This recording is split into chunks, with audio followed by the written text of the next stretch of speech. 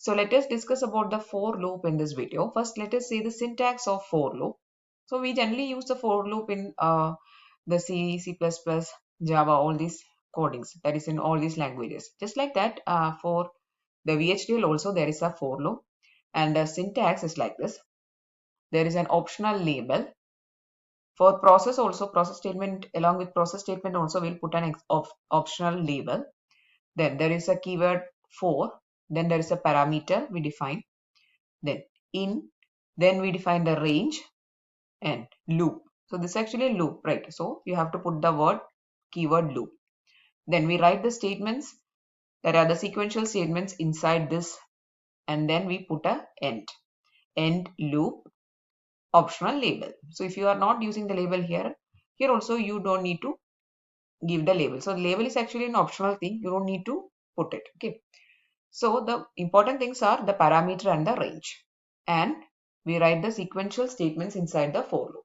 So the for loop we can use along with the process, along with functions and all. Next, let us see an example.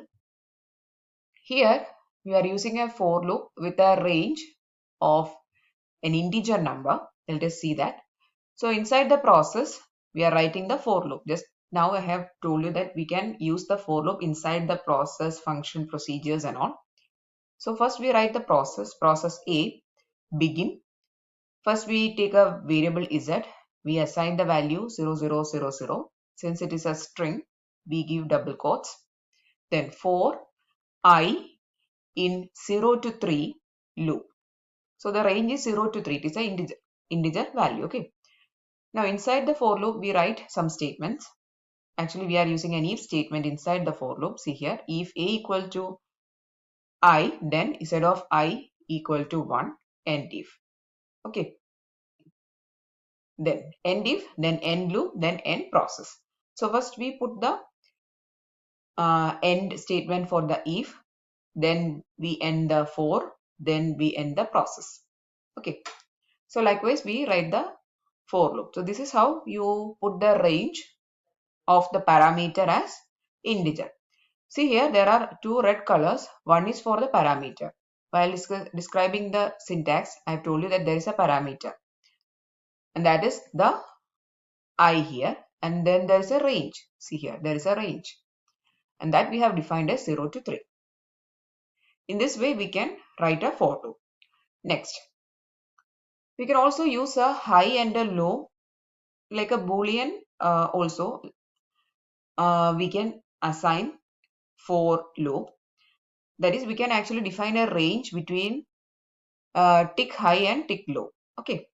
So let us see how we can write it. Again, we are writing this for loop inside a process statement. Process A, variable temp or tmp std underscore u logic. Begin tmp equal to 0.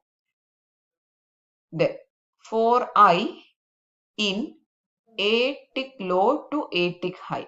So when this range is coming, that is from a tick low to a tick high, that is when the variable is ticking a low, then to the instance it is ticking a high for the next time. That range we are going to take. This loop will work. Okay, so that is how we can define it as ticking high and ticking low. Like this also we can define the range. Okay, then we write some statements. tmp is equal to tmp XOR ai end loop. Then we assign it back to then we assign it to another variable or then end process. Okay, so this is, that is, you have to see this area. You can also assign the range like from tick high to tick low. Okay. Then another important thing is that while defining the parameter, that is, we have defined a parameter for loop. That is a variable of for loop. The parameter you can think of as a variable of for loop, count variable of for loop. Okay. So this parameter cannot be modified within the loop. See here, for I in 1 to 10 loop. If repeat equal to 1, then I equal to I minus 1. This is actually an illegal statement. You cannot modify the count, that is a loop count. This parameter, which is the I, is actually a loop count variable, right? That we call as the parameter of the loop. That we cannot modify within the loop. Okay. then we put a end if, then end loop. We cannot use this statement. This is illegal. Okay. So these are some things you have to actually keep in mind while writing the for loop in VHDL coding. So we'll discuss about these things in detail while writing the examples. But for writing the examples, we require these things. That's why I'm putting these videos in the beginning. Okay.